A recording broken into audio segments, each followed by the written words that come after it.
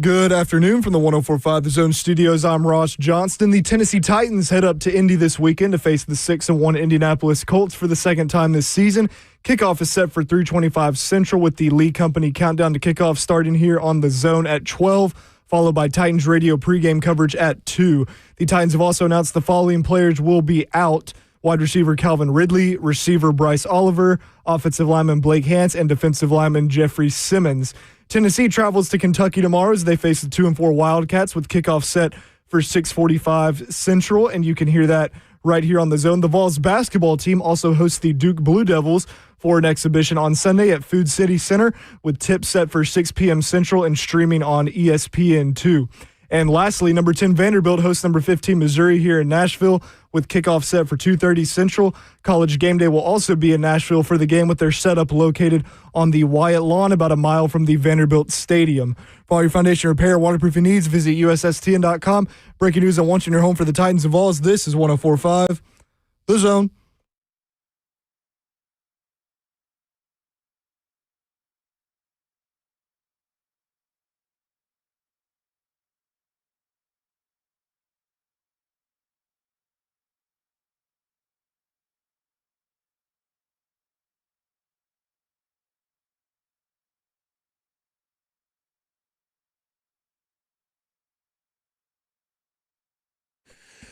Cover 2 with Blaine Bishop and Zach Lyons here on 104.5 The Zone, powered by All Four Seasons Garage Door. 615-737-1045 is the number, and we're broadcasting live from the 104.5 The Zone Circus Sports Studios. Kentucky's largest sports book can now be found at Kentucky Downs, Circus Sports at Kentucky Downs.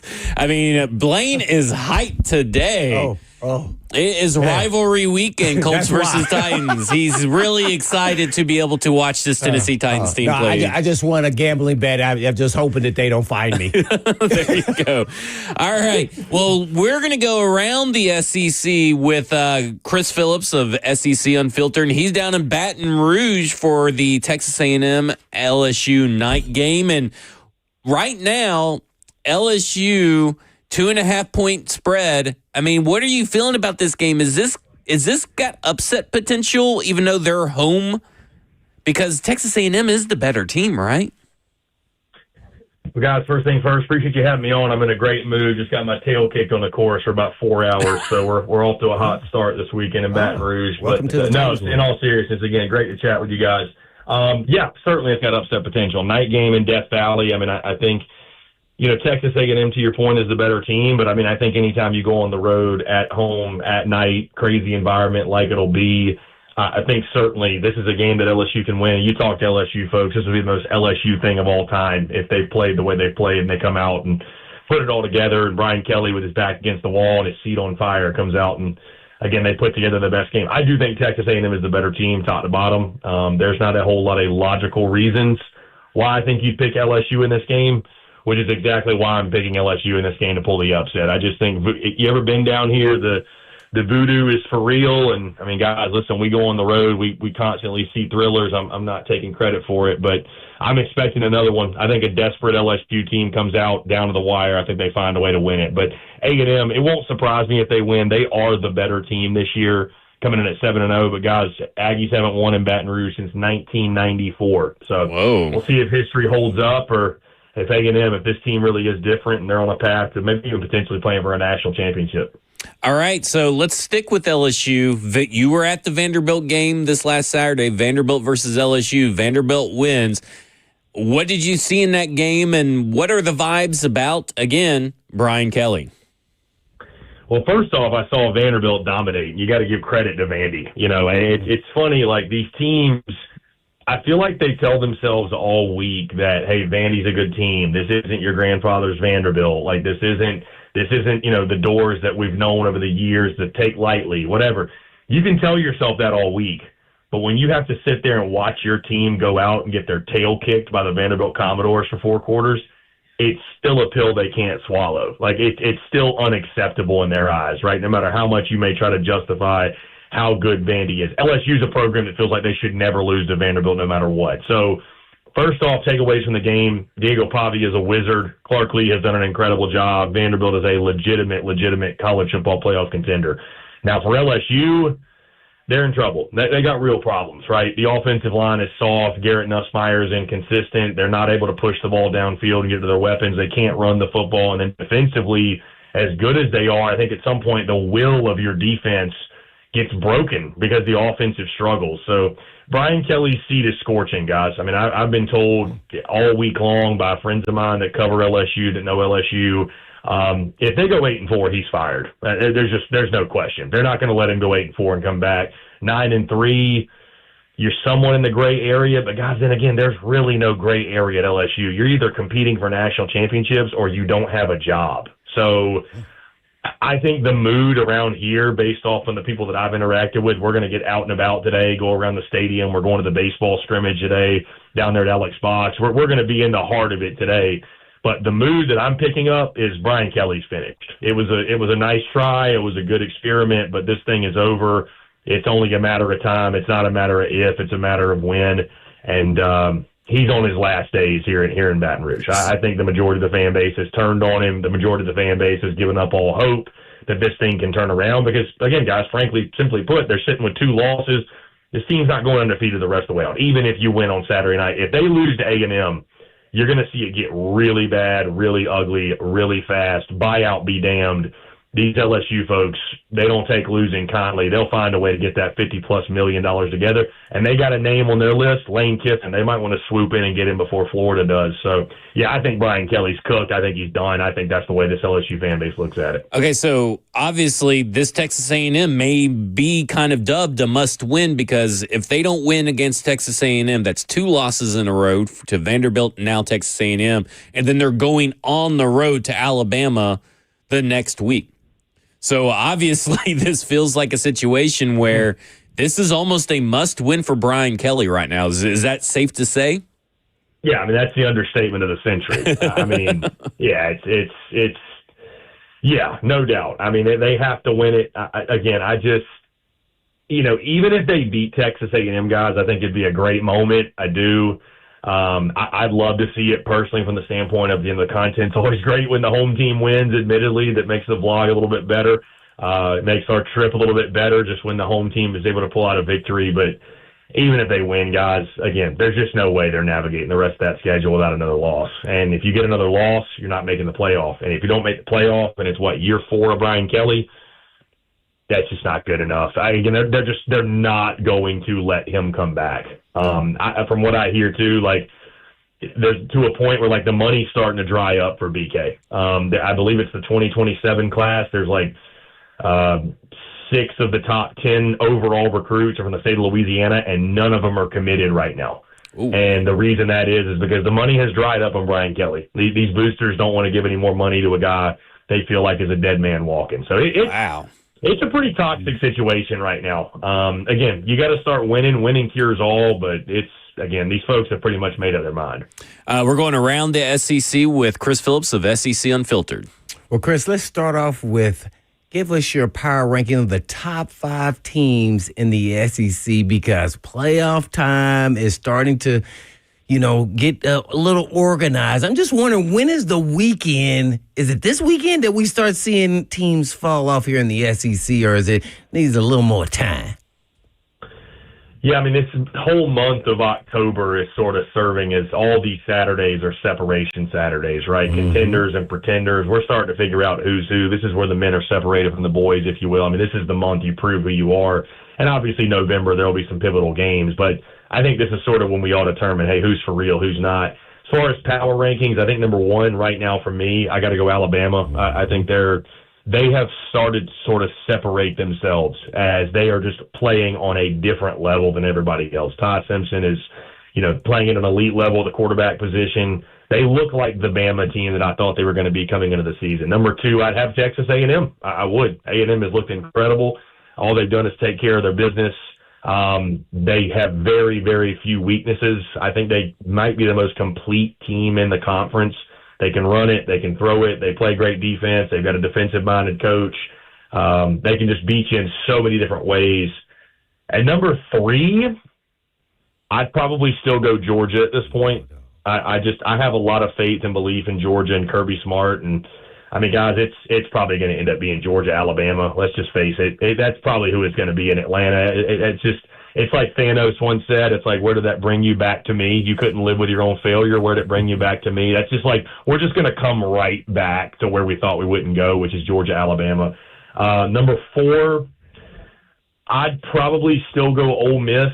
I feel pretty good about Ole Miss, Trinidad Chambliss. They got a big one this weekend at Oklahoma, so that's one they need to win. But I'd go Ole Miss, and then 5. Better think about that for a second. I don't know, man. You want to make sure you know where you're at. Yeah, let me make a switch real quick. 4, I'd go Vandy. 5, I'd go Ole Miss. 4, I'll go Vanderbilt. Yeah, I think Vanderbilt needs the respect. They deserve it. They deserve it. That's a legitimate college football playoff caliber team. I've got my fingers crossed, guys. I need nothing more than I need postseason college football playoff home game at First Bank more than I need air to breathe. I really, really do. Let's get the college football playoff in Diego Pavia. Let's get it to Nashville. Let's make it happen. Home playoff game. It's what college football needs, man. The sport needs Diego Pavia in the playoffs. So I'll go Vandy 4, probably go Ole Miss 5. The number 5 spots where I think you could put Tennessee at 5. Despite their loss to Alabama. Yeah, that 5 spot's the tough one, but I'll go Vandy 4, Ole Miss 5. I feel pretty good about that. Oh, man. So that's why you picked not to come in studio today, is because you were making Tennessee number 6. So, no plan. I mean, listen, still a lot of questions still to answer for the Vols. That's, and listen, the game that happened in Tuscaloosa, it is what it is. I don't think they're going to struggle this weekend with Kentucky either, although that spread, if you guys have noticed, it keeps coming down. People that are gambling on that game think that Kentucky is going to keep that game close. And I think the reason is this, guys. I think more so what the gamblers are looking at. If y'all haven't noticed with the schedule this week, and if the listeners haven't noticed, there are tons of road favorites this weekend. They're not all going to win, guys. There's going to be some of these road favorites are going to struggle and or outright lose. It's just so hard, even if you're the better team, to go on the road in this league and find a way to win. We see it in every sport, but especially football, obviously. So yeah, no doubt. So take us through the Kentucky-Tennessee game and, how you think it's going to play out with their 2 quarterback duo there with Kentucky. Yeah, I mean, I think there might be an overreaction, to what Kentucky did to Texas. There's such a Texas bias from Vegas so often. So I don't think Kentucky's really that team. I think that's more an indictment on Texas and their struggles offensively than anything Kentucky necessarily has found or is doing.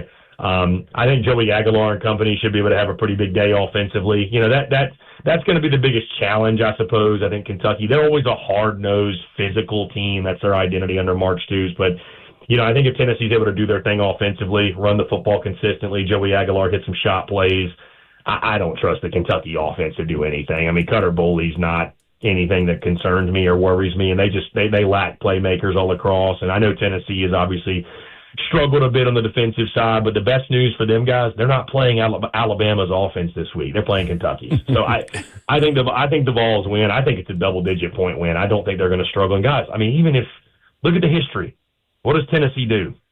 They beat Kentucky. They don't lose to Kentucky. They don't ever lose to Kentucky. So I don't think this is the year it's going to happen. Well, does Bama ever lose to South Carolina? 4 weeks in a row, Bama's beat ranked teams. This week, no ranked team. Will they have a letdown? Yeah. It's possible. Again, that's another spread that's coming down.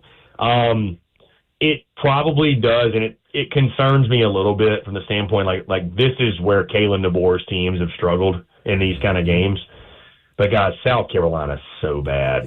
They're just – Is that the biggest surprise? Because, I mean, I felt like South Carolina was going to be good this year. Lenore Sellers and all this stuff. And I know he got injured early, but it's just like they struggled even before his injury. Well, Zach, this is before we got acquainted, I believe. I probably just moved to Nashville, essentially. But I went on record at SEC Media Days in July and said that South Carolina was the most overrated team in the conference and probably the most overrated in college football. And boom, sure enough, here we are. So, I'm not totally shocked at all. I mean, I knew they had a lack of playmakers on the outside. I knew offensive line was a question mark. I knew they lost 6 of their front 7 in the front 7. So I knew they had issues coming in. So it is surprising, just how bad they are and how bad Mike Shula is, the offensive coordinator. But I'm not surprised that they're struggling. I thought they would struggle more so in like losing close games. Like they've just been completely inept. So there are things that are surprising about their performance this year. It's a tricky spot for Bama. I mean, I guess you could look at it like they're due for a letdown, right? It's just really tough to play at that high of a level week after week after week after week in the SEC. But even if Bama plays their C-plus game, guys, I just don't know that South Carolina is capable of taking advantage of it. So, we'll see. Games at Williams-Brice, we've seen some weird things happen there, but I took Bama to cover 12.5. South Carolina just have to prove it to me. And if they do, I'll tip my cap to them. But Alabama's on a roll, no pun intended. I'm going to go with the better team. If the lesser team covers, God forbid it, I don't think South Carolina can win the football game. Flat out. I don't think they can win the football game. They can cover. I don't think they can win the football game. It's all about just does Bama cover or not, in my opinion. Well, you talk about surprises, really surprising. Texas quarterback play, let alone Sark's offense. I mean, man, what is the issue here? Again, they got to put up some points. Mississippi State?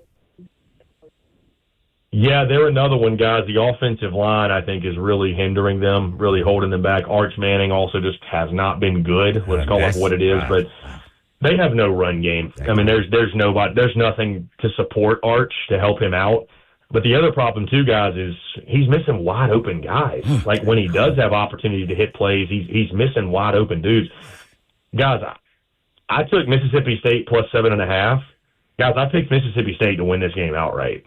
Oh. I mean, I got the Lions did best bets coming up later, and I've been toying with that idea. Oh, listen, Jeff Levy's got to get him one at some point. Yeah. Looking for his first SEC win at Mississippi State. You get him in Starkville, little afternoon kick. I know Texas's defense is really good, but you're going to be in a rock fight. You're going to be in a low-scoring game. If you can get Davin Booth to bust a few, if Blake Shapen can hit some shots down the field, Jeff Levy's one of the best offensive minds in college football. Why not? Why not? I mean, is Texas like 7.5 is the number? Are they 8 points better than anybody at this point? I don't think so. So I'm going to go with the upset here. I'm calling my shot on it. I think Hail State gets a big win over Texas this weekend. And lastly, for me, we got, I think, Ole Miss versus at Oklahoma. Is that right? Yeah, Mateer now a couple games in. Will he play better up to form of what he was playing before the injury? I mean, what do you think here? Yeah, he's going to have to. I think Ole Miss, it's interesting with them guys, all this external noise about Lane Kiffin and where he's going to go. That can do one of two things. That can break that team or galvanize that team. I think it's going to galvanize that team. I really do. I think it's going to bring them together.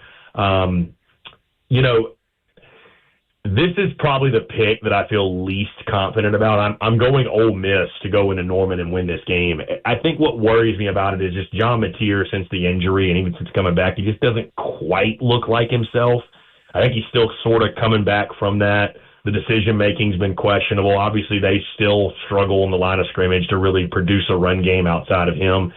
And I think Ole Miss, I trust Lane Kiffin in the offensive attack. They'll be able to do some things against even one of the best defenses in college football. I still think they're going to be able to move the football.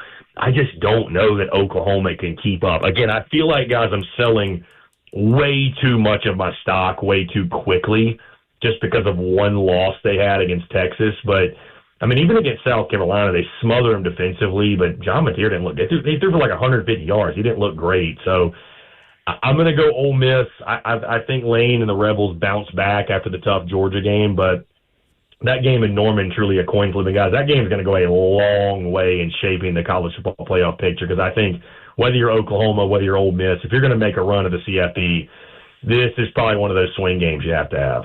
All right. That's Chris Phillips with SEC Unfiltered. Chris, we greatly appreciate it. Enjoy Baton Rouge. Yeah, Blaine, Zach, y'all are the best. Really appreciate y'all. Always look forward to it. All right, thanks. All right, coming up next, we'll take you through the who's out, who's in for the Tennessee Titans versus the Indianapolis Colts. This is cover 2 with Blaine Bishop and Zach Lyons here on 105 The Zone.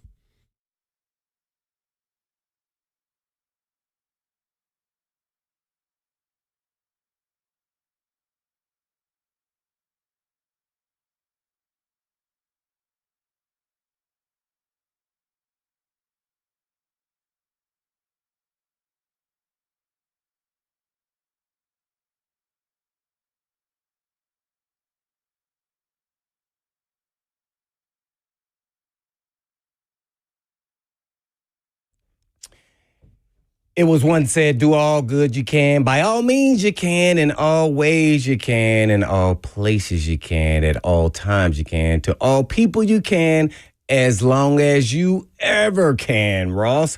And that's what owner Aaron Stokes has tried to do for over a quarter century. Hi, folks. This is Blaine Bishop for Eurofix. And Eurofix repairs European vehicles at below dealer pricing. But what sets Eurofix apart isn't just price. It's the deep commitment to quality that keeps you off the tow truck. And Eurofix has clean, welcoming shop all across the state of Tennessee where you can actually sit down and relax. Plus a free 15-minute no-wrench inspection to share with you what's going on. And at Eurofix, you also get that 3-year, 36,000-mile nationwide warranty on all repair work performed. And rental cars are available with every appointment. 5 locations all across the state in Nashville, Franklin, Murfreesboro, Belmead, and Mount Juliet. And all you have to do is just give them a call at 844-EUROFIX, or you can just visit them online at myEurofix.com. That's myEurofix.com.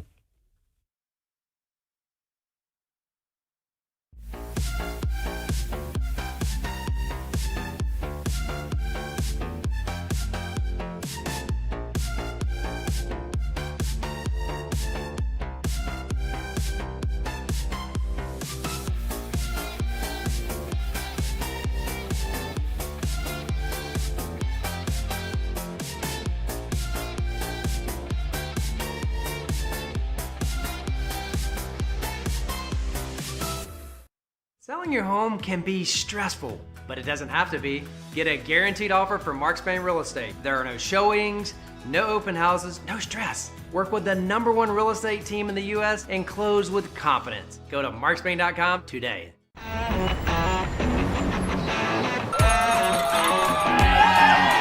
Smashville hockey. Around here, it can sound like a language of its own. But hey, if you can pronounce Demumbrian, then names like Yossi, Shea, and Marchessault will roll right off the tongue.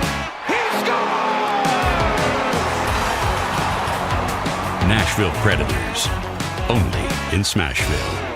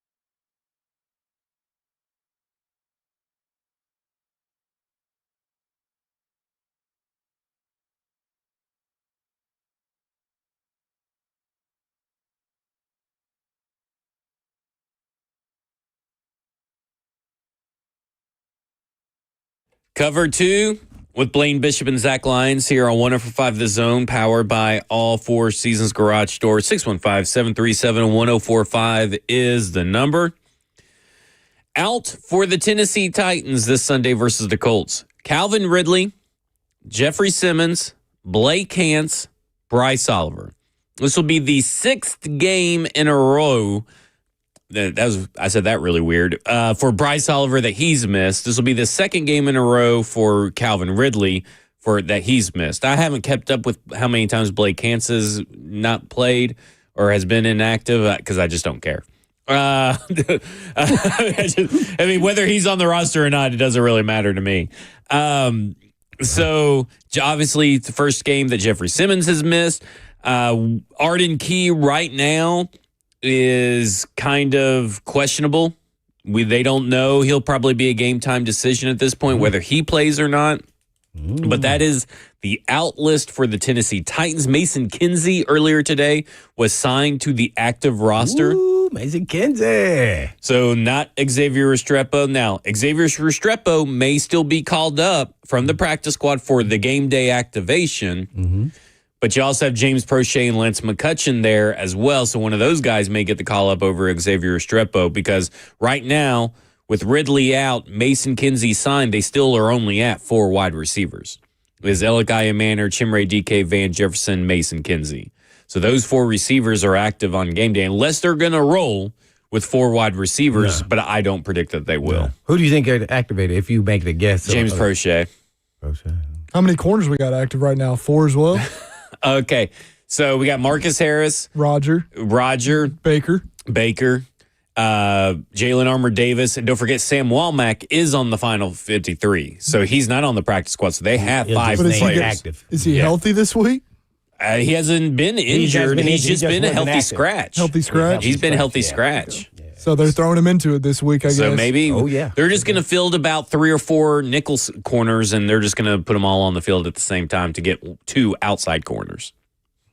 I mean, Harris, McCreary, and Walmack are all nickel corners. So you only really have 2 true outside corners. That's what we projected. Yeah. No, Harris has been playing outside the whole time. Right. I'm just saying just 2 true prototypical outside so Harris corners. is a backup outside. I've seen a lot of people say that, Harris or that McCreary's arm size is a real detriment because they like a certain arm size with this. We're not coming out at the combine. That's what they said then. That's why he didn't go first round. And if you're playing this slot, you don't have to have long arms. Right. But everybody's saying that, you don't have to have long arms. Yeah, I'm not saying that. So what I'm saying is that Brinker Berganzi told us that you have to meet a certain physical threshold. Right? And everybody's like... For slot corners. Yeah, for corners in particular. The nickel is not a corner. Right. So let me get through what I'm trying to get to. Because I don't agree with what they're saying. I'm trying to disprove something. I know, but the people, you need to inform the people that the nickel is not necessarily a corner when they were talking with this language they were talking about. They were talking about outside guys. So, but what's funny to me is that people are like, well, that's why they're getting rid of McCreary. And I go, well, that can't be true because the guy that you guys are all saying that they're getting rid of him for, Marcus Harris, has 29-inch arms. He's almost the same size as Roger McCreary. So, that's not true. And then again, they got him playing on the outside, right? Like we just said. So they told us something, and their actions do not back up what they told us. Because Marcus Harris, they said they would have exceptions. Marcus Harris, a 6th-round pick, would likely not be an exception, just a little bit more conflicting messaging is what I'm saying is coming out from the general manager in the front office. Harris, does he have long arms? No. For his height? Now, remember, Marcus Harris, didn't he run a 4.3? Now, he's athletically inclined, yes. Did he run a 4.3? So maybe they think his speed can help him. 4.45. 4.45, oh. Nah, well. Now, he looks faster than that. Well, I mean, they were talking, remember, when he made the deep play against the Falcons in the preseason game when he showed his catch-up speed, which was pretty impressive. It was coming right to where I was sitting, and it was impressive. So I was like, oh, well, maybe that's why they have him on the outside. But, they're practicing with him on a daily basis. One thing I have to say, as an athlete, you say you want, when you're projecting, when you're GMs, that you want this model of a player for certain positions. There are always exceptions to the rule. Right. Because every athlete isn't built the same, and some guys are just better than the other guy, and they make it up with, foot quickness or toughness or smarter football players. So, it's not always the same, but they saying, okay, we want the model to look like this. That's not to say we won't go against that model. Right. So if you get caught up in that, I mean, you'll really lose out on a lot of really good players. And that's why McCreary didn't go first round. It's because his arms. And he was a borderline first round guy. Because people were talking about his arms were not the length that they want him to be on the outside. They never really saw him on the inside because Auburn only used him on the outside. Yep. So you didn't know what he really could become. So now that he's in the slot, there's been no issue there, and his short arms has no factor into that. You can make all the excuse you want to. The guy's a solid player. Not saying he's great, but he's a starter. He's, a slot starter in this league. If not, a great rotational piece for any inside or outside, regardless of his arm length, to be honest. Because then now if you're in a backup position, the guy's not projected to be as good as the guy. So you have to meet the measurables. I call them measurables. Who do you think they'll call up out of James Prochet, Lance McCutcheon, and Xavier Restrepo? Is this the McCutcheon's not in the equation for me. I know he's listed as that because he just got here. Yeah. So I just hard for me to think he's going to know the offensive playbook. Just in case he has to go in and play on offense. Exactly, right. So I'm going to eliminate him for that. But, I haven't seen him even play. But I would probably Prochet. I probably lean into Prochet. Yeah. What do you think of this? I don't think they will, though. You think they'll go with Restrepo finally?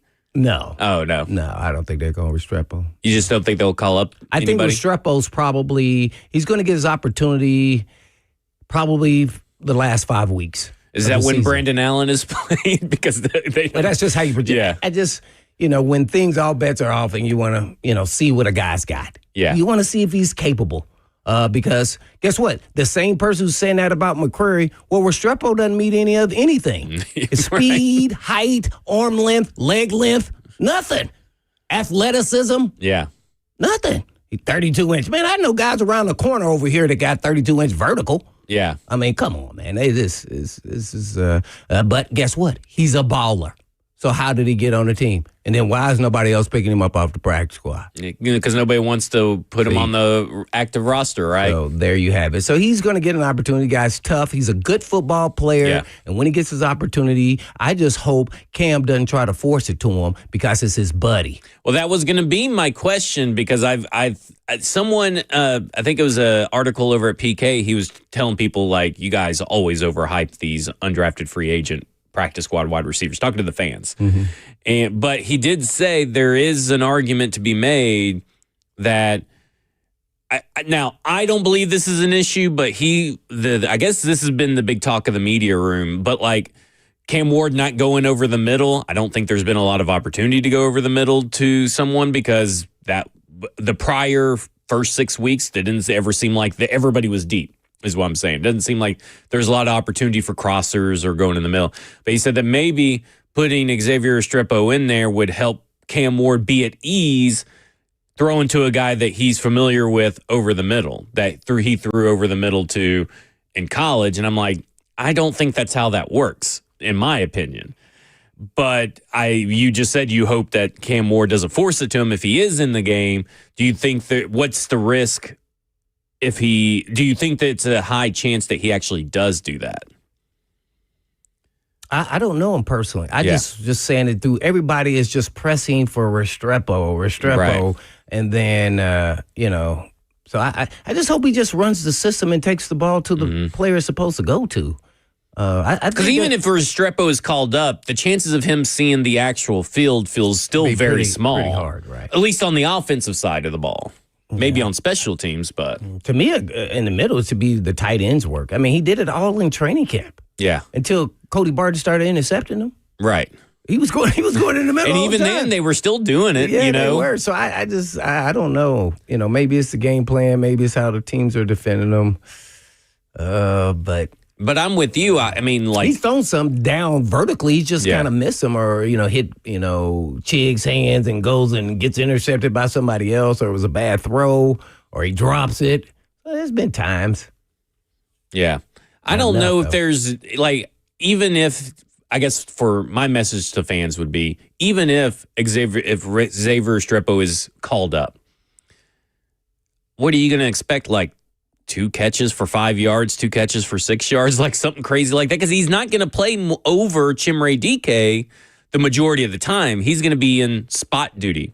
And then even if Chimere Dike needs a rest, probably Mason Kinsey would go, who's now on the final 53, would go into that spot over Chimere Dike or over Xavier Restrepo, or Tyjae Spears goes into the slot, or because we've seen that too. We've seen Chig go in a slot. It just seems like there's going to be so many people before you get to Xavier Restrepo, even if he's made active, for him to make an impact on the offense, for anybody to see anything. Yeah, well, I would predict that the last 5 games, they're going to bring up different guys to see what they can actually do. Yeah. So when that does happen, I think I do agree with you, that rotation piece. Just look at what Kinsey did this last game. I was on the sidelines. How many plays did he play? Oh, like 3, 4? I think it was 5 max. Yeah, 5 max. And I didn't see it till I saw the sheet. Yeah. Did he play? I didn't think he played I think I only saw him physically, noticed him on one play. Yeah, but he was on special teams. Right. So that's also another issue.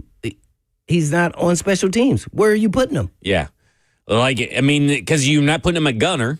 You're not putting him at returner. Why? Because he's not fast. All right. Why can he return? He can catch punts. I mean, he could probably catch him, but he probably ain't going anywhere. And because you got DK, who's the all-purpose yard leader in the NFL, right? Like, so why are you going to? There's no spot for him at returner.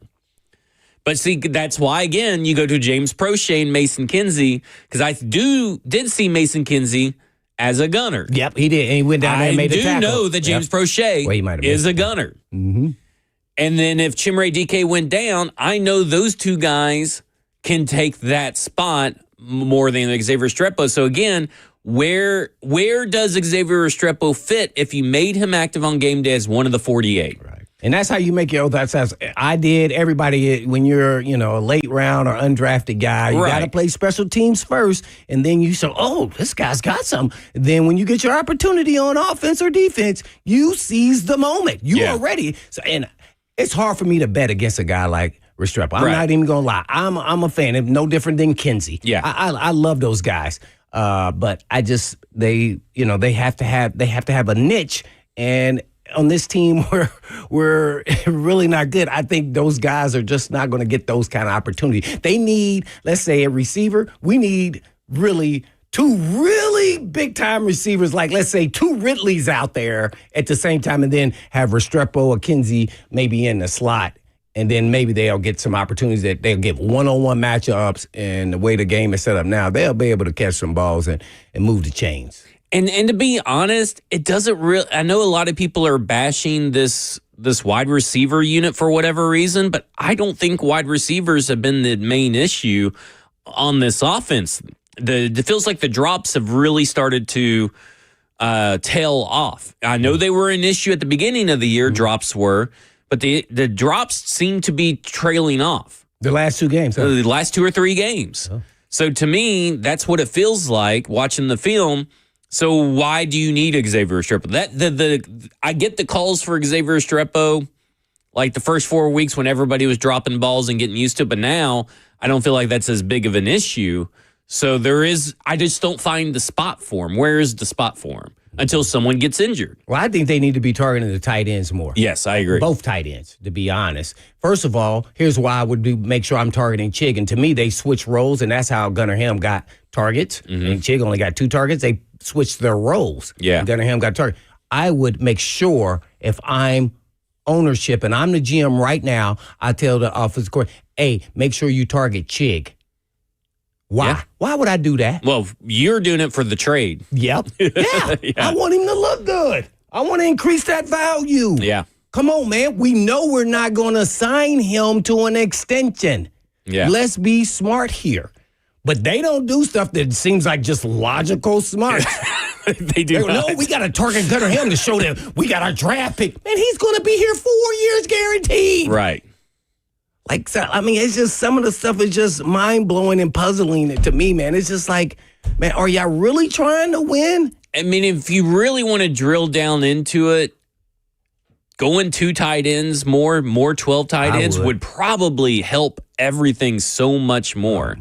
Even if you're splitting one of those guys out wide or in the slot or whatever, having both those guys on the field as available options at the same time stresses a defense. Oh, yeah, I use both of them. Man, one time, Chig is split out. Then I go out there, 2 tight ends set tight, then move them out. And then I switch them on the outside, so then I get matchups on the inside with my wide receiver. It's an easy game. They're making it so difficult. Yeah. It's frustrating for me watching them. Well, you better be careful because with comments like that you just had where you made it all make sense and made it all come out, it's easy. They're going to be sending you an invitation to interview for Tennessee Titans head coach. They never do that. No. Right. Well, I don't fit their criteria. I don't backstab and cover myself and make sure I elevate my. I don't do that. I tell the truth, even if it's about bad on me. That was a bad call on my part. I didn't pick that draft pick. That was my fault. I said we should pick him. I made him say they don't do that over there. Coming up next, we're going around the NFL with Jordan DeJanie of CBS Sports. This is Cover 2 with Blaine Bishop and Zach Lyons here on 104.5 The Zone.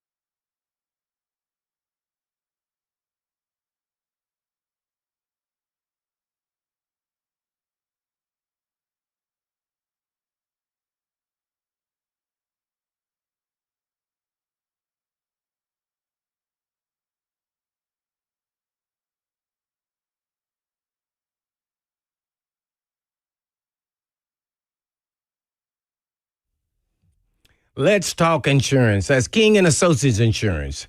They're independent agents, and that's a big difference. But it goes beyond just having multiple companies to shop, weeding out the non-competitive companies, keeping great relationships with the biggest and best, along with bundling. But unfortunately, life happens, and they get it. So here's a true story about my friend and coworker that switched from a previous independent agent and got better coverage on his home and its contents, even his automobiles, with flawless communication and a true champion in his corner, especially after his 16-year-old daughter's accident. And they saved them thousands and thousands from an independent agent who was overcharging him for years. And you can make the switch and save the same, if not more. But don't make the switch because I did. Do it because it's for business or for your family or an individual to make the switch because it's the right thing to do to King and Associates Insurance. Because I'm sure you could go for some extra money in your pocket. So if you want some extra money in your pocket, just give them a call at 615-321-8121. That's 321-8121 or online at tkinginsurance.com.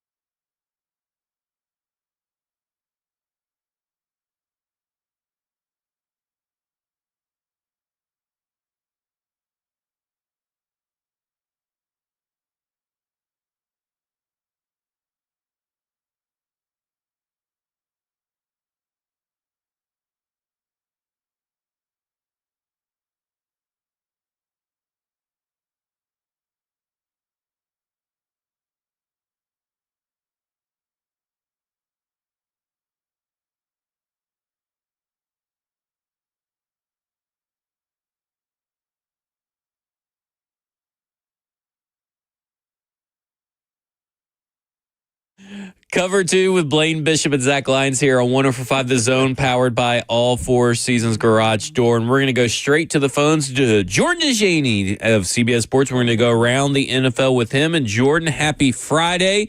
Woody Johnson was at the owners' meeting, and he talked bad about Justin Fields, saying his rating's not that high, and if we could complete passes, we could win games. And Justin Fields was very unbothered by it. He's not online. He doesn't have an online presence, so he didn't know it. And Aaron Glenn had to field questions about it. Are the Jets the biggest dysfunctional organization going right now? Going back, to the Robert Saleh article from last year from The Athletic? No, ma.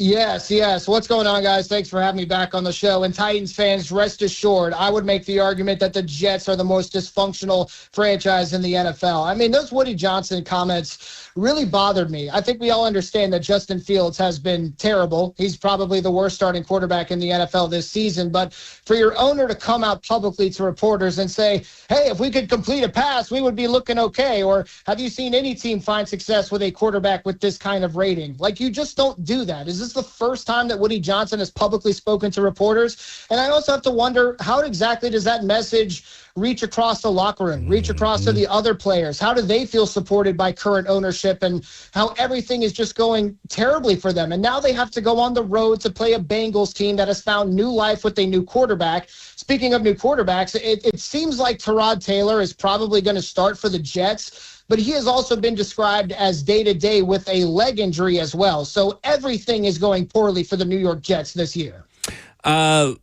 What's going on with the Raiders? Because, that was an abysmal offensive performance versus the Chiefs on Sunday. One of the worst I can ever remember. And I've watched the Tennessee Titans for the last 2 years, and this seems like one of the worst offensive performances I can have ever seen. What is going on down there? Because Geno Smith, is not performing up to what he did in Seattle. And I know that Ryan Grubbs, who's down at Alabama, was fired because of part of what was going on with Geno Smith in Seattle last year, but doesn't seem like Geno Smith's doing really well with Chip Kelly's offense down in Las Vegas. Yeah, on a personal note, it always really bothered me when people above my pay grade would tell me that the real litmus test for NFL knowledge is understanding that Geno Smith is a top 10 quarterback. That always bothered me. And he, of course, has not been a top 10 quarterback this year. But I can't necessarily blame him for all of the problems Vegas is having because Ashton Genty hasn't looked like a star on the ground. They're really struggling to run the rock. His wide receiving core as well. I don't think that many people would argue that Trey Tucker and Jack Besh and Dante Thornton have been one of the best wide receiving cores in the NFL. So I think that they haven't been on the same page in the passing game. I think the offensive line has been incredibly inconsistent as well. So all that came to an apex this past Sunday where the Raiders had 3 first downs, I think just 95 total yards of offense. Yeah, the Raiders look really stinky right now. We're going around the NFL with Jordan DeJaney of CBS Sports. Well, Jordan, let's start off with this Titans-Colts game, which is coming up for the second time already, man. I said then that the Colts look like a top 5 team, and they have proven that, maybe even the best in the AFC. How do you see this game going, and what are your thoughts on the Colts? I don't see it going very well if you're a Titans fan. That's what I would say. And, they're favored. The Colts are favored by 14.5 points. I actually think that line is kind of warranted when you look at the fact that the Colts beat the Titans by 21 points last month. It doesn't look like Tennessee's going to have Calvin Ridley, Jeffrey Simmons, or L'Jarius Sneed. I think half of Tennessee's losses this season have come by 18 points as well. And according to the numbers that I've been working with in my gambling column, the Titans are 1-6 against the spread. So you can understand why this line is so high. But yeah, credit to Blaine Bishop for being early on the Colts. I think through week 3, you were claiming they were a top 5 team, and they are undoubtedly a top 5 team. And a big reason why is not only the play of Daniel Jones, this new quarterback, but also just the overall efficiency of the offense. They're scoring points on 63% of their drives, 3.46 points per drive this season.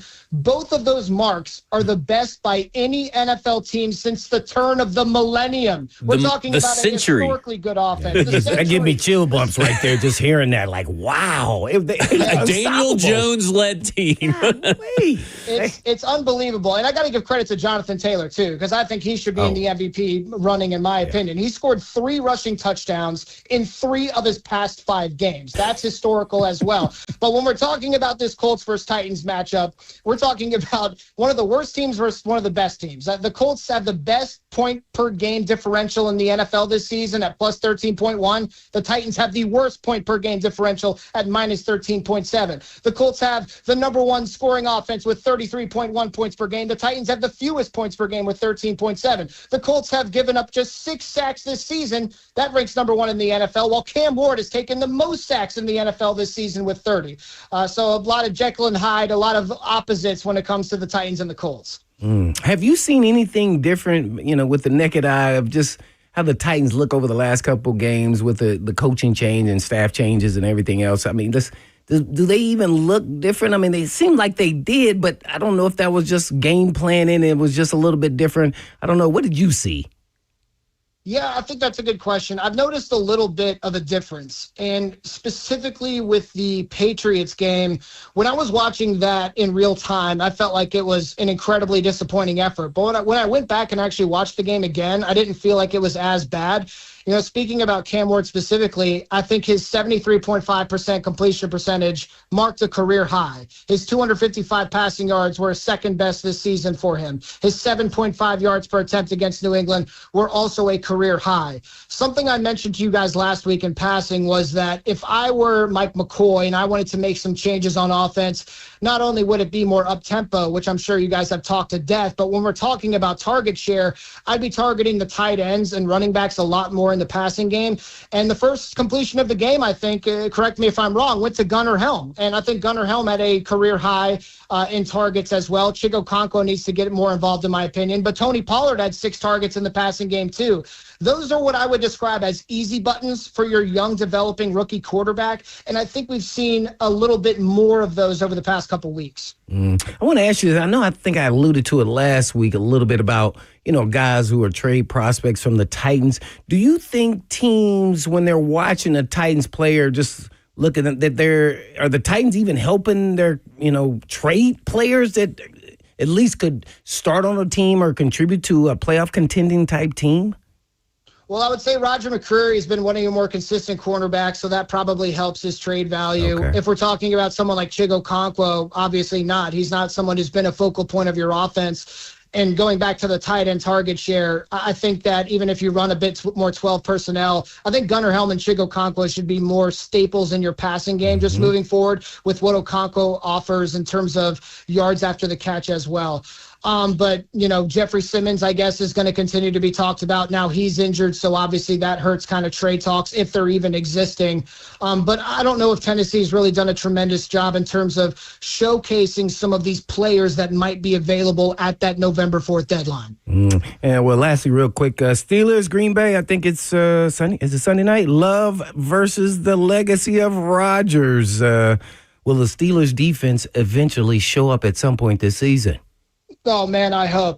This is my Super Bowl. I cannot wait for this game. I think this is Aaron Rodgers' Super Bowl. He can become the 5th quarterback in NFL history to defeat all 32 current NFL franchises if he wins on Sunday night. And even if you doubt Aaron Rodgers' ability, you can't doubt that he is one of the most motivated athletes we have seen in our generation. I mean, when the Packers drafted Jordan Love in the first round, he responded by winning 2 straight NFL MVPs, all while flipping the bird to Brian Gutekunst.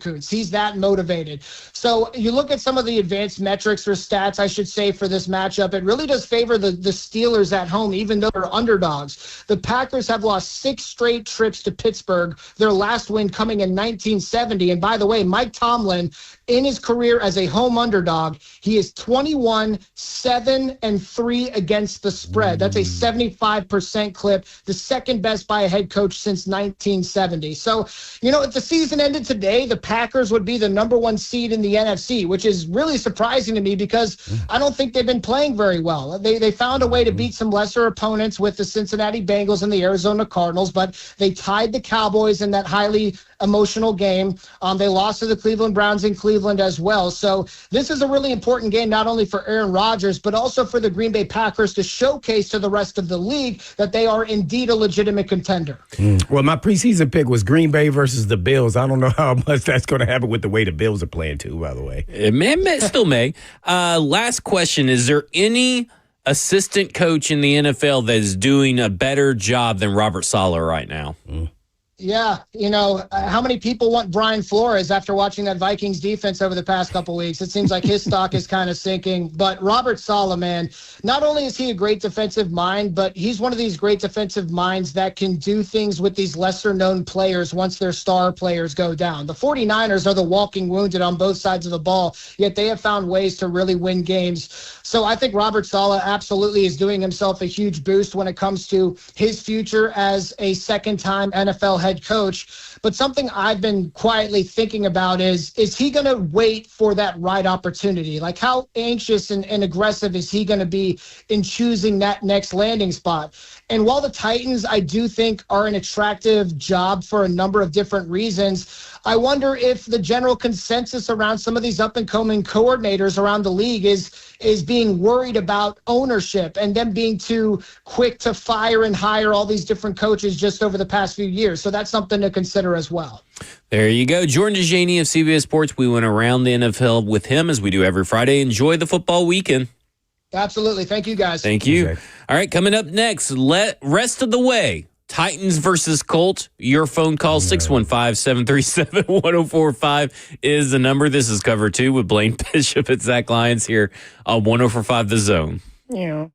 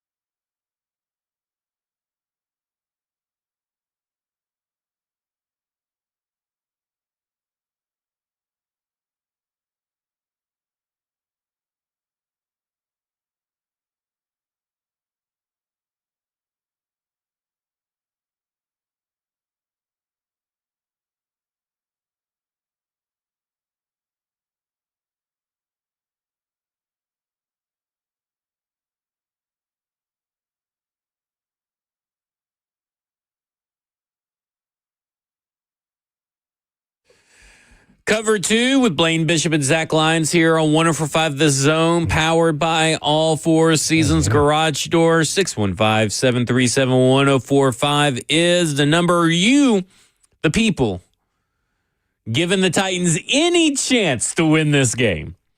If you are going to put money on the Titans money line, if you think the Titans are really going to win this game, we want to hear from you. Why? 615-737-1045, because I can't find it. It's one of those games where I cannot find the path to victory. Now, and I'm the president of positivity because it's Friday. Please. It is Friday. We got a blowtorch you over there. But this is the NFL, and I'm not going to go down the slide. Anything can happen. This is the first time I think I don't even believe this shot. I don't see one. Because sometimes you can count on rivalry hijinks, but you're going to them. The rivalry hijinks needed to happen here. Yeah. They are the number one offense in EPA per play, the number one offense in success rate, the number one offense in EPA per rush, the number one offense on early downs. They're the number one offense on late downs. They are just the number one offense with Daniel freaking Jones. Hey, so maybe you see what confidence does? Now he's having success and all these weapons and protection. He's up there throwing the ball. He get hit dead in his face. Boom. He went through 3 people. They showed a highlight of him throwing against Arizona. I was like, wow. So here's what it is. Here's what it is. The only thing you can root for is that the old Daniel Jones shows up. And maybe this is the chance that it does. How can that happen, Rob? No, I don't think Shane Steichen is going to allow it to happen. I think they make it so easy for him, which they should, because that's the whole point of a head coach and offensive coordinator is to make things easy for your players. And they lean into his strengths and what he does well. Now, I'm not saying that it's a very simple offense, because it's definitely not. They just scheme it up to where it's easy for Daniel Jones not to make a mistake. He sees the field so much better because they don't have powerhouse, weapons outside of Tyler Warren and Jonathan Taylor. And I know those are 2 big weapons, but like Michael Pittman is just your average wide receiver. I don't think he's an elite wide receiver or anything. Well, I'm going to say this. He's right in between an average starter and a Pro Bowler. So I think right now, he's playing well. I think it's the nucleus of their receiving core. Naturally with Pierce and they are the bizarro Titans. Oh man, because I like their weapons they got. They're number 1 and number 3 in almost every category, and they're the Titans are either the very worst or the second worst in every category. Only way they can get him from getting hot, man, as long as he's sitting on the sideline. Yeah. Hey, maybe he works out with one of those elastic bands that popped Anthony Richardson in the eye. Yeah, well, maybe we just run the ball all the time. I mean, they're top 15 rush defense. This week, our game plan is play Jeff Fisher ball. Run the ball. Just keep the ball out of their hands. Get ready. Long, sustained all 3 drives. running backs, get ready. Yeah. We're running. We're going to milk that clock. Yeah. Long, sustained drives. Something the Tennessee Titans are known for. These long offensive drives that eat up a lot of time. With the gunslinger. The gunslinger. And I know that nobody wants to hear it, but surely all the fans kind of realize you're taking a knife to a gunfight right now. You're taking a knife to a tank fight is what the Tennessee Titans are doing. I don't know. This is their first time playing a division opponent for the second time. Yeah, this is the first time. Never know, man. They could just be like, we got them, man. You just never know. And if they start off slow and we get some momentum, you know how that works. It can. You got to hope. I'm reaching. Well, they had the momentum last week and then fumbled it away. Yeah. Well, maybe they'll do it at least to the third quarter. Yeah, maybe.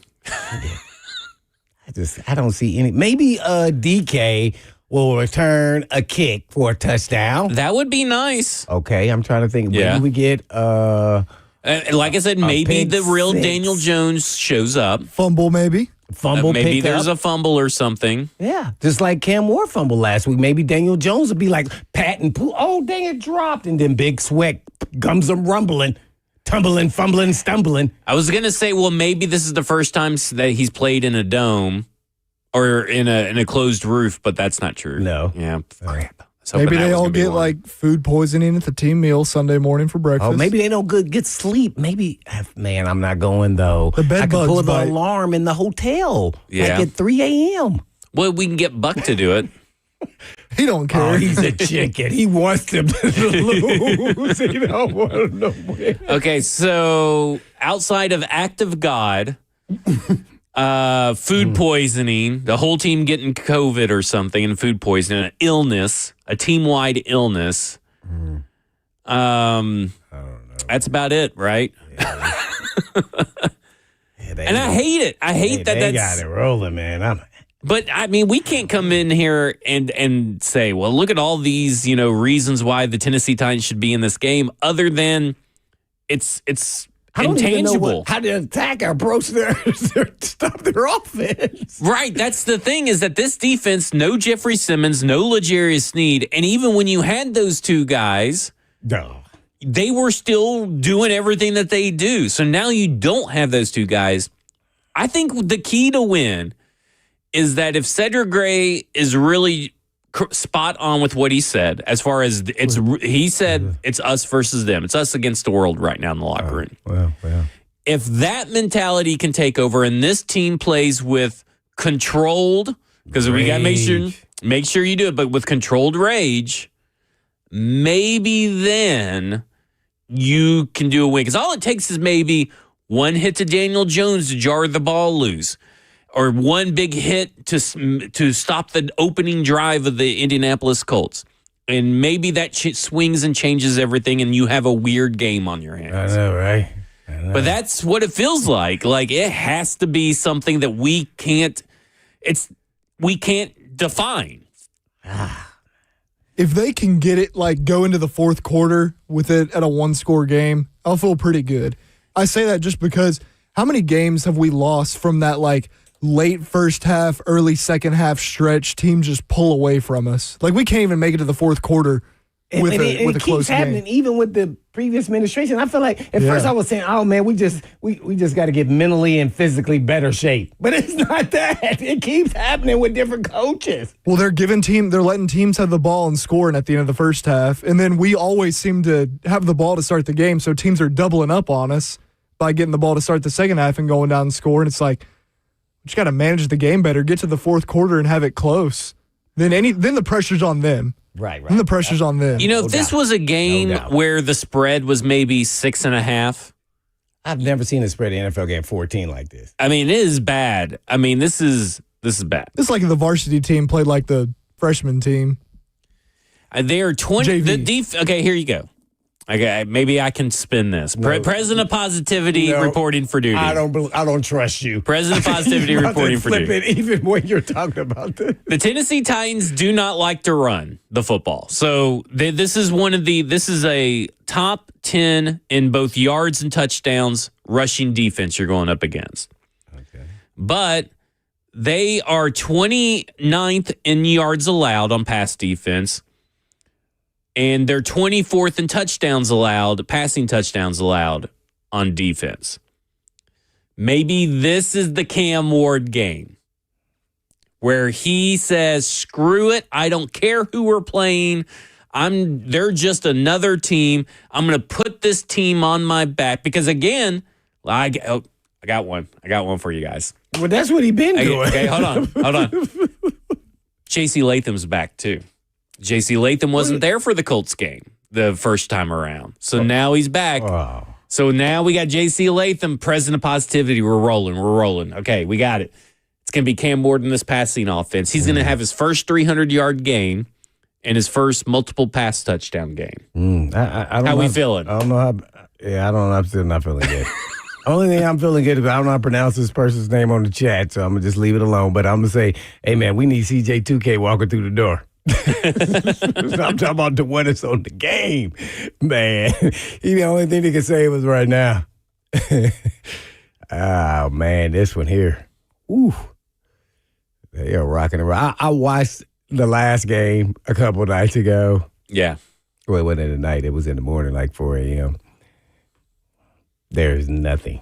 So Stoney's going to be on with 3HL later today with Slay. It's just going to be Stoney and Slay. So he's going to say what? Well, he said that the best film instead of watching Tennessee Titans film, whenever he's feeling depressed, he'll go and watch Indianapolis Colts film. Well, I got the 2-1 right there. I watched the last game they played. I was just like, I remember live. I go, man, this is the best offense I've seen. Oh, man, in a minute, like not just this season, like in a while when I was watching, I said, oh, this has got to be the number one team. And guess what? Now their defense, they don't know who was the D coordinator? Lou Anarumo. Yeah. Mm-hmm. He doesn't even blitz anymore. He just lets his front four because they get up. Yeah. And he's like, well, what? I mean, and then their weakness is their corners, outside corners. Well, we got young guys, so that may not be a strength for us. Yeah. Young guys, so it's maybe an even match there because you're looking for mismatches where you think you can win. And I don't see it anywhere, even hope. So I would run the football, slow the game down, make it look like 1985 football, and then you're in the game by a touchdown by the end of the game, and you're saying, we got a shot. So now it becomes, can the Tennessee Titans even cover the spread? That's really what it is. Yeah. Coming up next, we'll talk more about that, more to your phone calls. We'll go to Dirty Bird when we come back. This is Cover 2 with Blaine Bishop and Zach Lyons here on 104.5 The Zone. Jamal Anderson?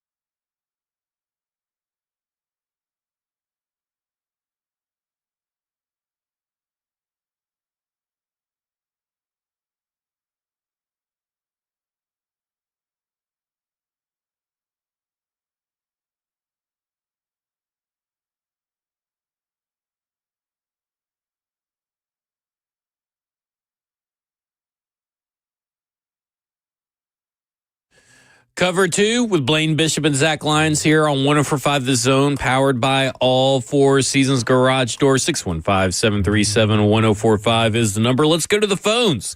Let's go to Dirty Bird. Dirty Bird, you're on with Blaine and Zach. Hey, Blaine. Hey, Zach. How y'all doing? Doing good. How are you?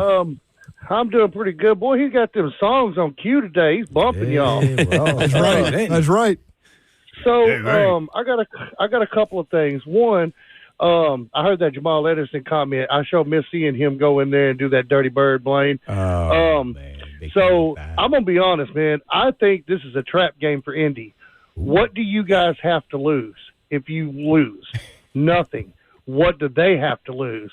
I think this is that game where Cam can actually come out and do something. I'm serious as a heart attack. I got a good feeling. And then, Blaine, I wanted to ask you, serious as a heart attack, as much as you got knowledge in football, why don't you go into coaching? Guys, I don't like their schedule. Thanks, Dirty Bird. No free time. Unhealthy. Well, I'd be big as a pig right now. Well, you'd have access to the gym. Oh, please, I'd be so addicted to the film watching and I'm going to figure out, we'd get you those meta glasses. We'd get you those meta glasses. Man, oh, man, nah. We're going to get you the meta glasses so you can be on the treadmill and watching all your game film. I'm trying to live a stressless life, man. Come on. But it would be fun. That's why I do a little touch here and there with the high school. It's fun there. So, trap game? I mean, they're going to at Pittsburgh next week. I don't know. Can Pittsburgh qualify as trap game for them looking forward? Huh? Yeah. I don't know. But why would you be looking forward to that particular game? I also, I don't think division games can be trap game. Like, if they were playing an NFC team who's trash, I could see trap. True. But, they're playing the Titans, like a rival. They know that things They know are they different. can't get caught sleeping against Titans. Because to me, I don't know if I buy into a real trap game mentality for any sport. Because I'm thinking, if I was playing, my thing would be, I'm not letting this in any for me. Because I'm thinking, I'm not going to let this team embarrass me.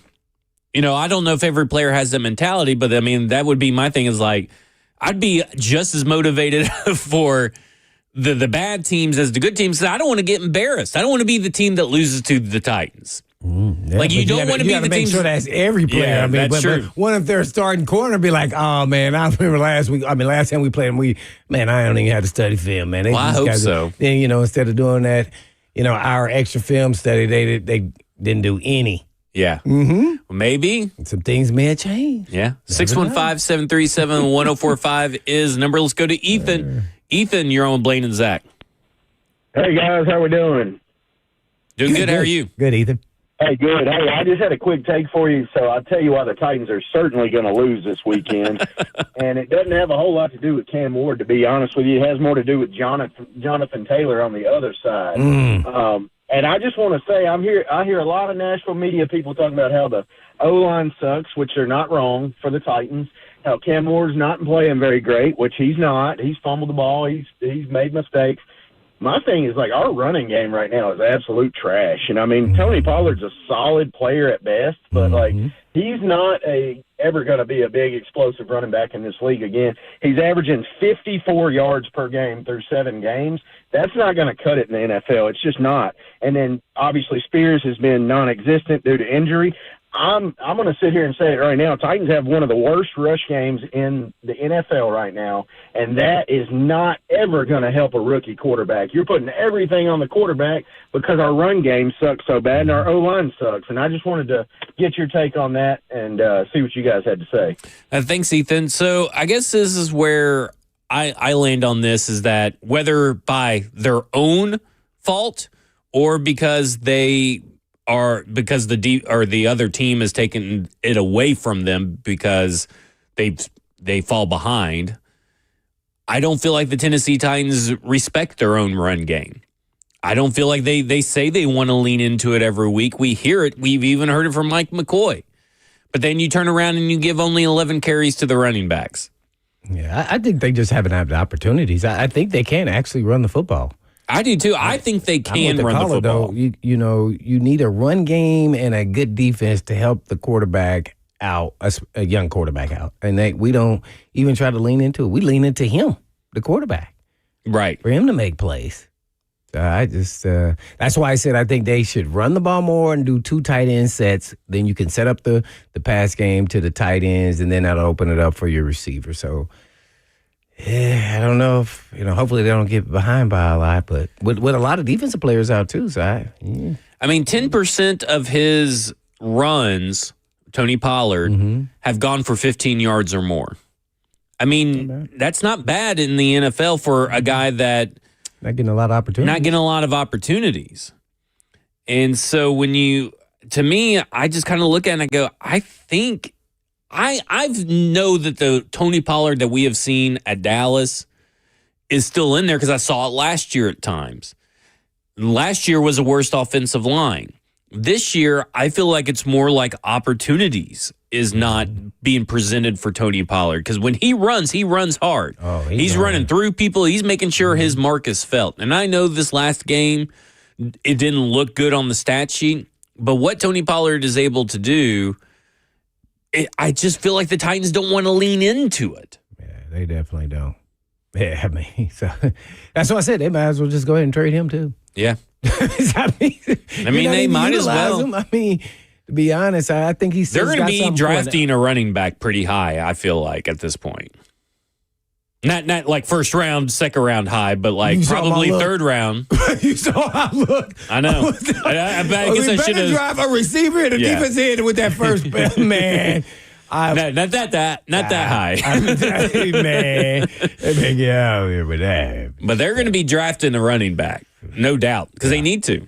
They need to. Let's go to retired Sergeant Major up at Fort Campbell, Kentucky. Oh. Retired Sergeant Major, you're on with Blaine and Zach.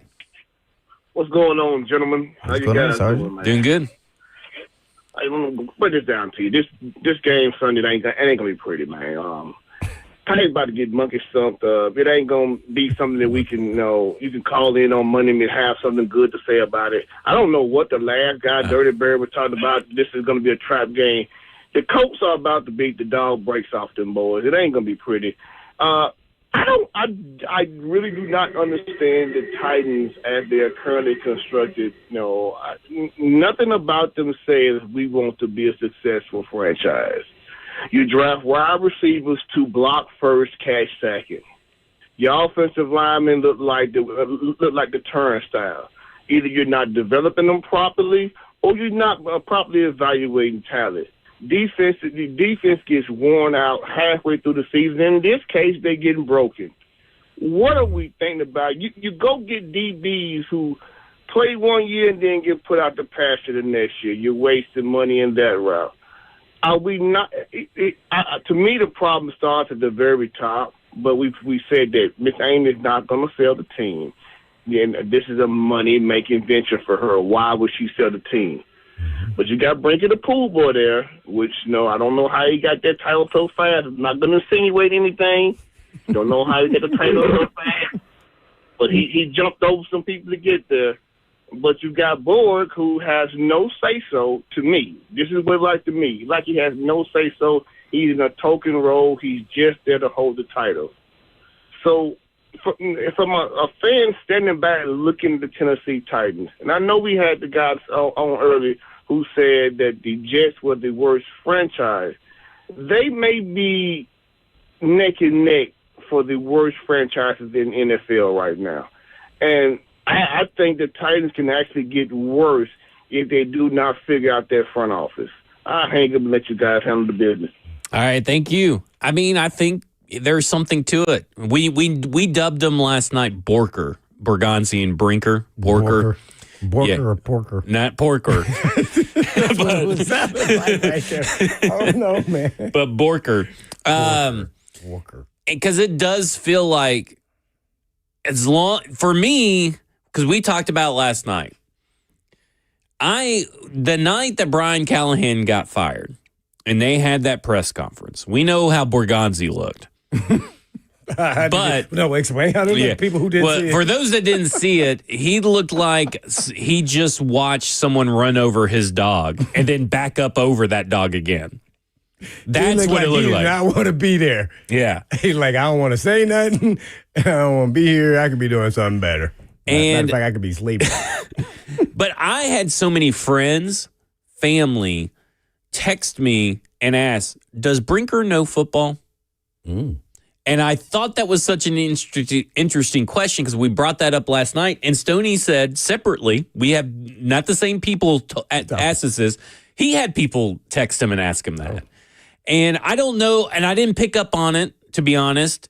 I don't know what he has to know football. What do you mean? That's what you think, right? But then you see him trade Jarvis Brownlee Jr. So I wonder, I think there's a little bit to connect to it because, I mean, again, I know he quotes that they all have 9 Super Bowl rings, but he was a scouting assistant for one of them in 2009. But I do wonder, when we talk about so this is like a dude who didn't even dress for the Super Bowl, got a Super Bowl ring. Super Bowl ring. And I got knocked out. Yeah. So you got a Super Bowl ring? Yeah, I'm looking at it. Ooh. I didn't dress. Yeah. So I do wonder, because we go back to all the moves that they made and we're so perplexed and confused what the vision is. And we talk about, is there football people around Amy? And I'm still wondering if there's football people around Amy right now.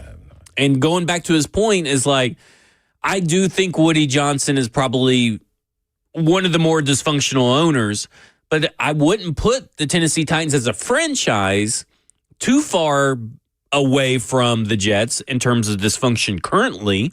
I don't think that's been the case of the history. Kids up here, making decisions off a video game. Yeah, come on. I'm not saying that they are, but I mean they're trending in the wrong direction. And I don't know if that's why this hire. I know Eddie George said that they've already been set back a decade. Heck, you could go back in time and pinpoint maybe they're in year 5 of being set back in a decade or whatever, because there are certain moves that are still reverberating through this team. That's why this head coaching hire is so pivotal. And that's why the only guy, even though that he may not have earned it carte blanche, the only guy that I trust right now to make the decision on the next head coach is Mike Bergonzi. Nobody else. But he's not going to be making a decision by himself. I know. That's what I'm saying. So basically, after all of this, do you think they'll get the head coach call right? I feel that it'd be very hard to get it wrong because I do think there's a lot of candidates out there to choose from that can improve the product and make the product competitive again. But I am going to allow for the fact that they have yet to get a hire right so far that we have seen. So why should I believe that they can do it now? And that's where I'm at. I wouldn't even know who actually fits. It's like you're fishing for fish in a barrel. There's still a chance that they could get the dead one out of there. Okay, so let's go young. Let's go Joe Brady. Yeah. He wants an opportunity to be a head coach. You think he's going to take this one or he's going to wait? That's the thing. No power, no nothing. You just run your team. Matter of fact, we're going to tell you who to dress and who to play. See? Yeah. See? I wouldn't take that. I'll pass. Yeah. Okay. Robert Saleh would be a one. Veteran coach, right? Right. You have no say-so on the draft pick. Yeah. Oh. We'll listen to you, but that's about it. We'll entertain you. That's about it. Unless they massage it and really actually lead on that they will, but in the contract is going to say they don't. And that's why they have to be willing to sacrifice the ego. And again, I don't know if they will. And that's the issue. That is the whole, and this would probably be something you'll hear for weeks on end, is that it's hard to trust someone when you have evidence otherwise that you shouldn't trust them. Why do you think you don't think that Brinker knows football? I'm not saying that other people did, but I don't understand. Where'd they get that from? Like, I didn't really pick that up on the radar. For a long time in the league, right? How long? It's at least since 2009. But he's been on I don't know. It's just like maybe there's something. Maybe what they're inferring is that he doesn't know football as far as being able to build a team. You know, like you can know football. I know football, but I probably can't coach it. I probably wouldn't be a great GM either. So maybe there's something to that. I don't know. Bill Callahan, Brian Callahan, a good resume. He coached really good. There you players. go. See? You know what I mean? And then we'll see. Let's go to Bill in Lebanon. Bill, you're on with Blaine and Zach. Hey guys, how are y'all? Doing good. How are you? Good, man. I had tickets since they start 99 or 98, and she's an Adam. She's not Adam's kid. Sorry, Bill, we're losing you. Sorry. Oh, yeah. Yeah, you're cutting in and out and stuff. They tapped into his phone. They got him. They said, no, Bill. Brinker got on his algorithm, said, nuh-uh, you ain't talking, Bill. Oh, yeah, Brinker. That's what he said. Let's go to Alexander in Nashville. Alexander, you're on Blaine and Zach. Alexander. Wow. Thank you for taking my call, guys. How y'all doing today? Doing good. How are you? Yes, sir. It's a good day to be great. But my question is why are we now become the Browns? And the question is, how can we become better? Like I said, because there's so many levels to the orchestration of how everything happens, but through all of the movements, you could say what we should have did or what we shouldn't have did, but the question is, what are we doing to make it better? What are we doing to make the foundation better for the Titans?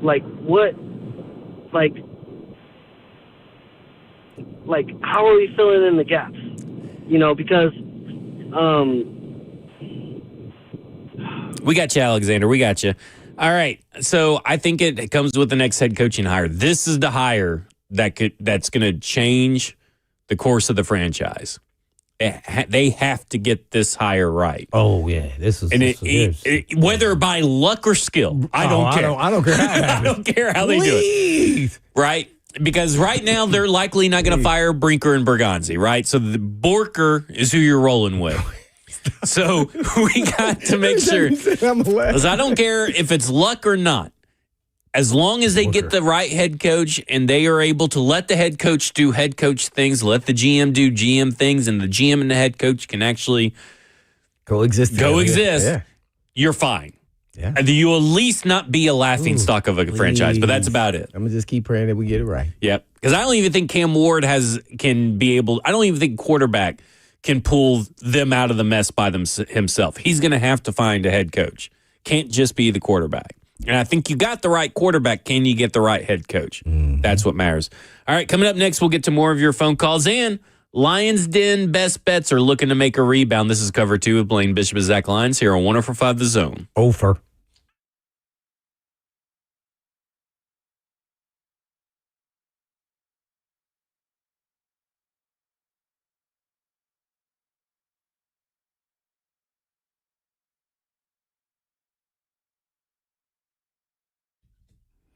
Hey, parents of high school athletes. Is your star player sidelined by a torn ligament, muscle strain, or post-surgery recovery?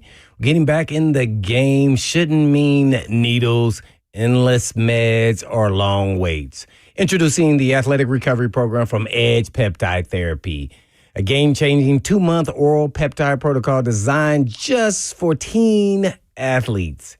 Using advanced powerhouse peptides, BBC 157 and TB 500, straight from the human gut, supports tendon healing, boosts vascular growth, and protects nerves. And it also reduces inflammation, aids muscle regeneration, and restores blood flow, all to speed up recovery and promote cellular repair. Needle-free, hassle-free, and backed by science, parents. No injections, no clinic visits, just faster healing so your kid can get back on the field sooner. We're transforming adult wellness for years now, and now we're bringing it to the next generation. Edge Peptide, yes, of course. And all you have to do is just give them a call at 615-724-1878, or you can get a consultation by going to edgepeptide.com. That's 724-1878.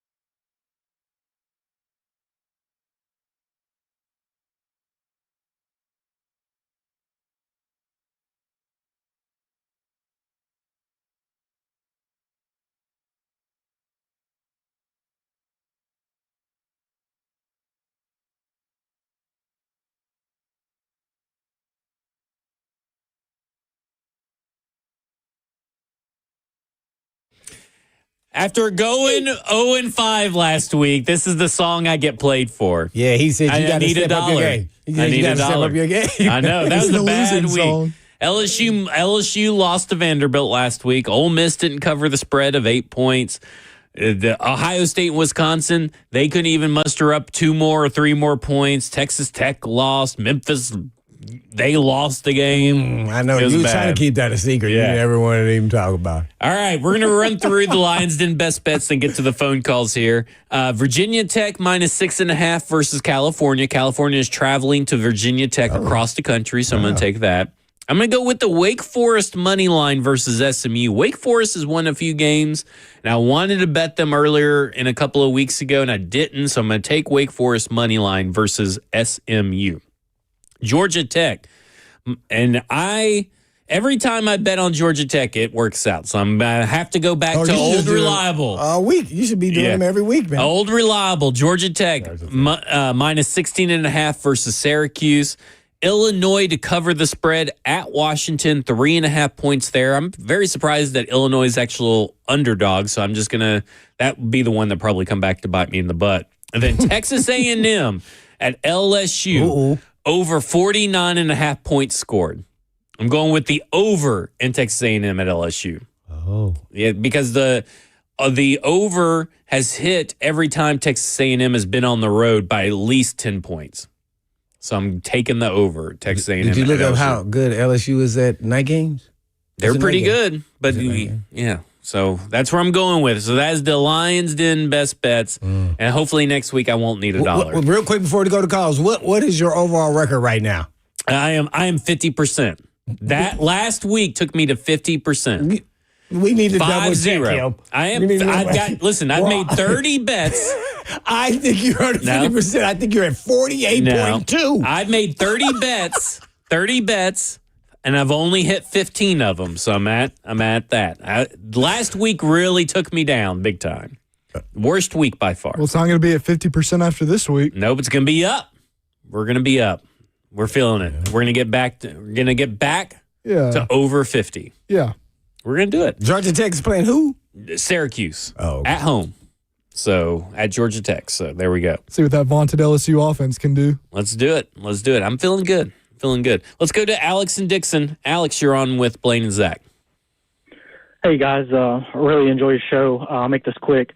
I love the Titans, and, I literally have grown up being a fan and going to games, and, I think Eddie George is correct. I think I may not be 10 years, but it's going to be, I think, 4 to 5.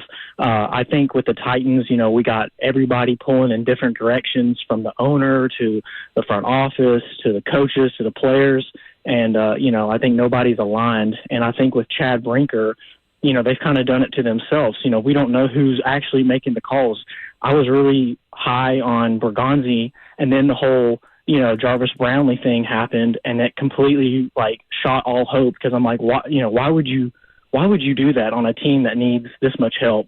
And then I thought about, Femi Oladejo, wasting a second-round pick on him.